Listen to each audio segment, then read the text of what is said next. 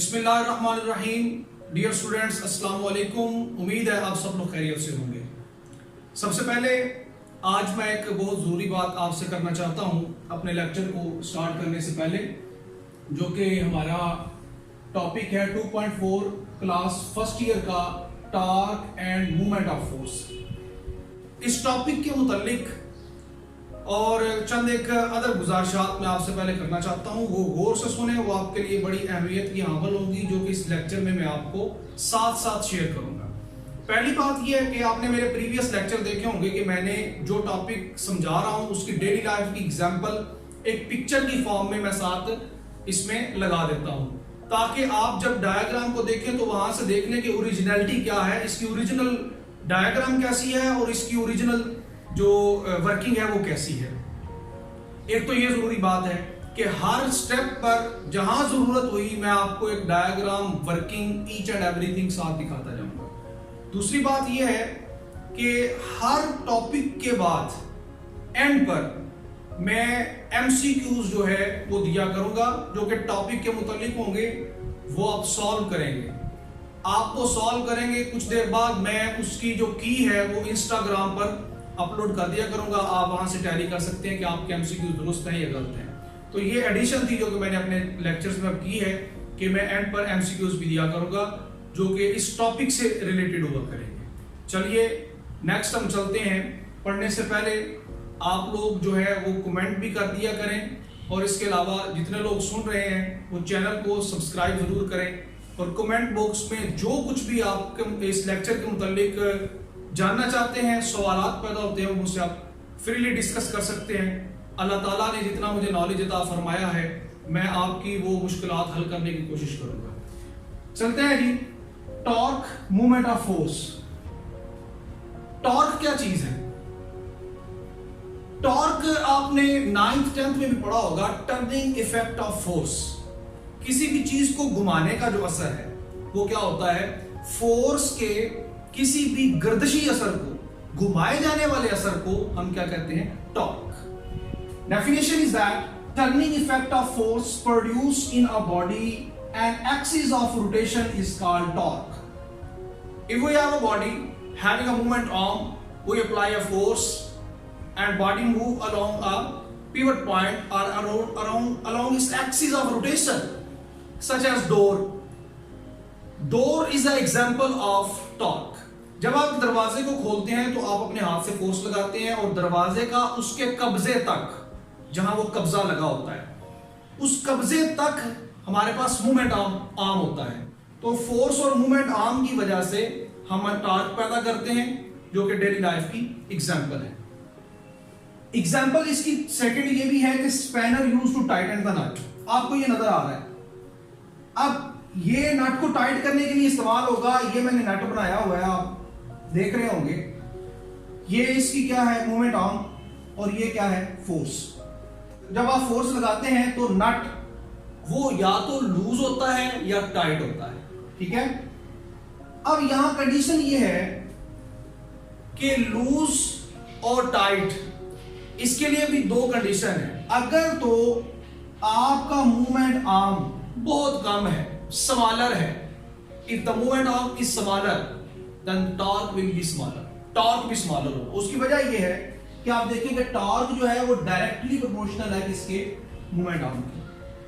तो टॉर्क ज्यादा, movement arm ज्यादा, मूवमेंट आर्म कम, टॉर्क कम। सेकेंडली फोर्स, अगर आपका मूवमेंट आर्म बहुत ज्यादा है, वो कंडीशन बिल्कुल क्लियर है, लेकिन आपकी जो फोर्स है वो बहुत स्मॉल है, तो फिर ये वर्किंग नहीं करेगा, क्योंकि torque also directly proportional to the force.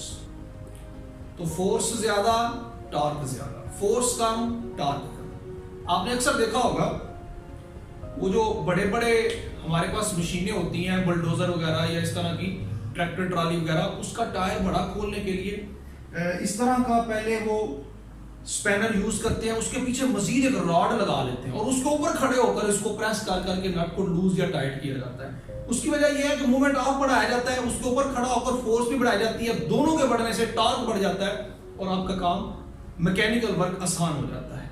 Is it clear? उसके बाद आ जाता है line of action of force. Direction in which force act, ये जो मैंने एरो बनाया हुआ है ये line of action of force है, जिस सिमत में फोर्स एक्ट करती है। आप एक दरवाजे को उसके हैंडल से पकड़ें और उसको पकड़कर ऐसे खोलें, तो ये जो आपका हाथ जिस तरफ जा रहा है ये line of action of force है, या आप जब बंद करते हैं तो भी line of action of force की वो एग्जांपल है। इसके बाद आ जाता है हमारे पास movement arm, perpendicular distance between line of action of force and axis of rotation. जो परपेंडिकुलर डिस्टेंस है line of action of force का और एक्सिस ऑफ रोटेशन से, ये देखें ये मूवमेंट आर्म है और ये line of action of force, इसके दरमियान कितना एंगल बन रहा है 90 डिग्री।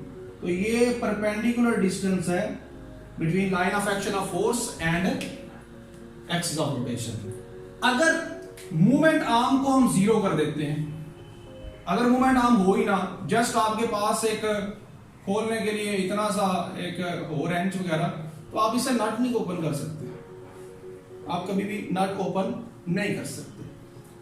अगर टार्क के अंदर मूवमेंट आर्म जीरो हो जाए तो टार्क ओवरऑल क्या हो जाता है, जीरो। फोर्स, बहुत ज्यादा फोर्स की जरूरत होती है, इंतहाई ज्यादा। अव्वल तो वो ओपन ही नहीं होगा क्योंकि डायरेक्टली आप उसके रूल को अपोज कर रहे हैं।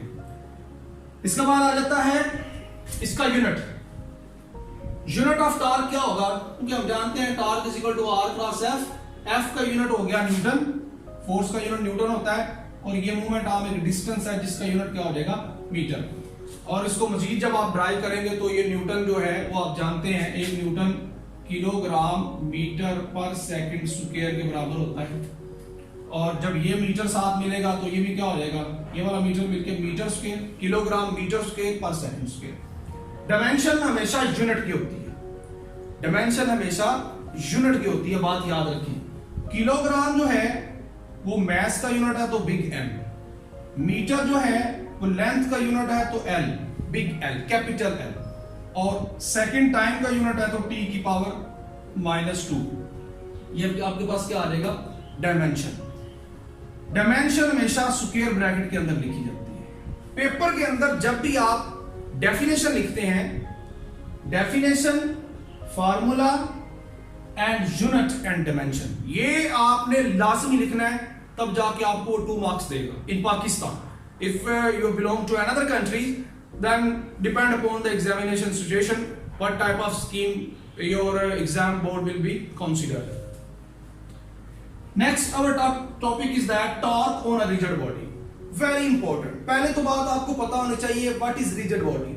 A rigid body is that if the distance between 2 points on a body cannot change by applying force. अगर आप दो, ये मेरे पास बोर्ड मार्कर है, मैं एक इधर डॉट लगा लेता हूं इधर, अब मैं इसके दरमियान फोर्स अप्लाई करके डिस्टेंस तब्दील नहीं कर सकता, तो ये आप जानते हैं ऐसी बॉडी को हम क्या कहते हैं, रिजिड बॉडी। फॉर एग्जांपल मैं व्हाइट बोर्ड के ऊपर ही 2 पॉइंट्स बनाता हूं, you can not change the distance between them. आप इनके दरमियान फोर्स लगाकर डिस्टेंस को चेंज नहीं कर सकते। Is it clear? इस बॉडी को हम क्या कहेंगे, रिजिड बॉडी। इसके 2 केसेस हैं जो मैं आपसे डिस्कस करूंगा। केस 1, हमारे पास एक रिजिड बॉडी है, अगर वो रिजिड बॉडी इस अंदाज में हमने उनको उसको लेना है, टैकल करना है कि F sine theta perpendicular to R. सबसे पहले आप क्या करें, ये आपके पास एक रिजिड बॉडी है, ये उसका पीवट पॉइंट O है, आर उसका डिस्टेंस है पॉइंट P तक। पॉइंट P पर आपने एक फोर्स लगाई है और उस फोर्स को आप खींच रहे हैं। जैसे आप बच्चे जो है बचपन में वो गाड़ी जो होती है, खिलौने जो होते हैं, टॉयज, उसको रस्सी डालकर ऐसे खींचते हैं। आप किसी भी रिजिड बॉडी को, मेज को पकड़ ले, कुर्सी को पकड़ ले, उसको पकड़कर रस्सी डालकर ऐसे खींचे, तो जो फोर्स आप लगाकर खींचेंगे उस फोर्स के आप क्या करें, कंपोनेंट बनाएं, रेक्टेंगुलर कंपोनेंट बनाएं। अगर ये फोर्स है, इसका एक रेक्टेंगुलर कंपोनेंट ये F cos थीटा आएगा और दूसरा क्या आ जाएगा, F sin थीटा। आप देखें कि R और F sin थीटा आपस में परपेंडिकुलर है। F cos theta along the direction, F cos theta और ये R, ये दोनों बराबर डायरेक्शन में है, ये वाला भी और ये वाला भी। लेकिन F sin थीटा और R आपस में परपेंडिकुलर है। F sin थीटा और R एंगल 90 डिग्री आ जाएगा, जबकि F cos थीटा और R के दरमियान एंगल 0 डिग्री।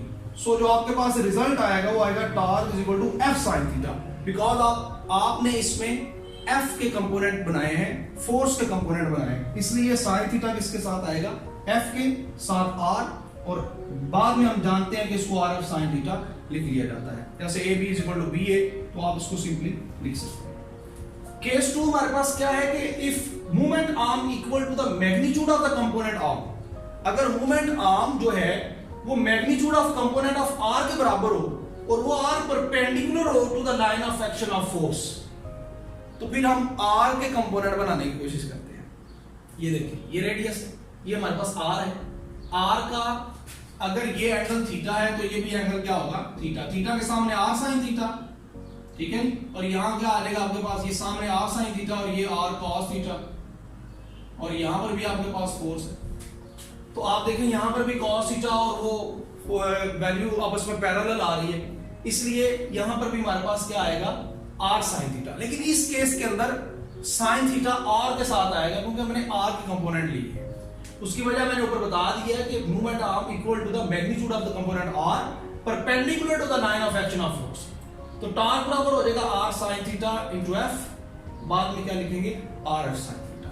तो एक केस के अंदर आपने क्या करना है, फोर्स के कंपोनेंट बनाने हैं, और दूसरे केस के अंदर आपने जो उसका मूवमेंट आर्म है उसके कंपोनेंट बनाने हैं, और आंसर दोनों का इक्वल आएगा। Direction of force, direction of torque, torque की डायरेक्शन कैसे फाइंड आउट करें, हम जानते हैं कि टॉर्क बराबर होता है आर एफ। आर क्या चीज है, आर एक पोजीशन वेक्टर है,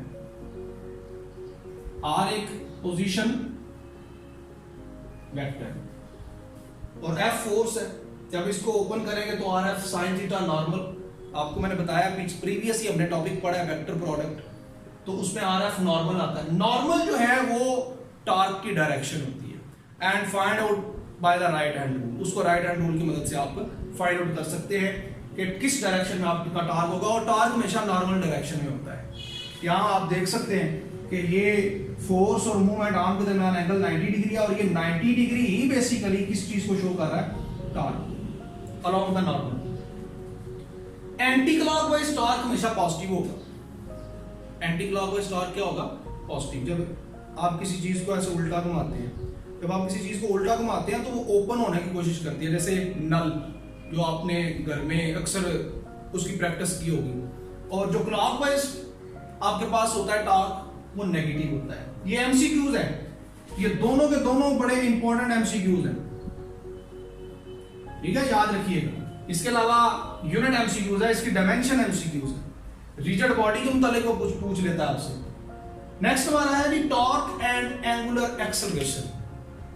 आप सब लोग जानते हैं कि एक्सेलरेशन क्या होता है। एक्सेलरेशन सिंपल लीनियर एक्सेलरेशन जो होता है उसको ए से जाहिर करते हैं, ये होता है हमारे पास लीनियर एक्सेलरेशन, और ये लीनियर फोर्स के अंदर होता है। जबकि जो टॉर्क के अंदर एक्सेलरेशन होता है वो एंगुलर एक्सेलरेशन होता है।